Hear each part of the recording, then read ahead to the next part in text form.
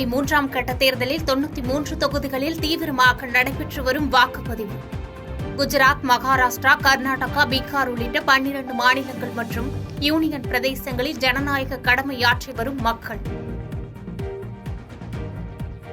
தமிழகத்தில் நடப்பது சொல்லாட்சி அல்ல, செயலாட்சி என வீடியோ வெளியிட்டுள்ளார் முதலமைச்சர் மு.க.ஸ்டாலின்.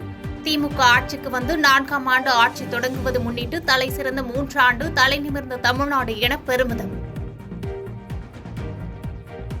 நீலகிரி, கொடைக்கானலுக்கு செல்வோர் இன்று முதல் இ-பாஸ் இருந்தால் மட்டுமே தனி வாகனங்களில் செல்ல முடியும். ஒரே நாளில் 6,40,000 சுற்றுலா பயணிகள் இ-பாஸ் பெற்றுள்ளனர். தமிழக உள் மாவட்டங்களில் இன்று ஓரிரு இடங்களில் வெப்ப அலை வீசக்கூடும் என வானிலை ஆய்வு மையம் தகவல்.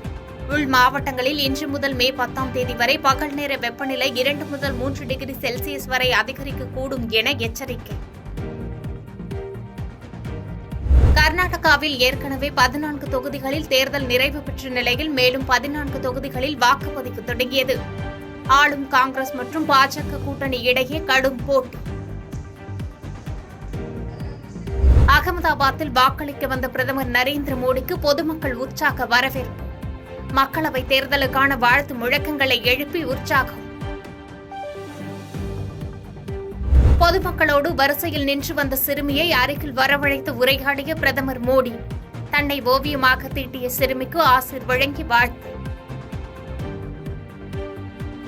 மிகப்பெரிய ஜனநாயக திருவிழாவில் குஜராத் பங்கெடுத்த நிலையில் ஒவ்வொரு வாக்குகளும் இன்றியமையாதது. திருவிழாக்களில் பங்கேற்பது போன்று வாக்குச்சாவடிகளுக்கு சென்று ஜனநாயக கடமையாற்றுமாறு பிரதமர் மோடி பேட்டி.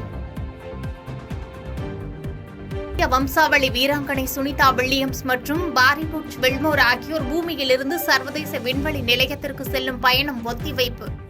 கடைசி நேரத்தில் ஆக்ஸிஜன் குழாயில் ஏற்பட்ட தொழில்நுட்ப கோளாறு காரணமாக பயணம் ஒத்திவைத்துள்ளதாக தகவல்.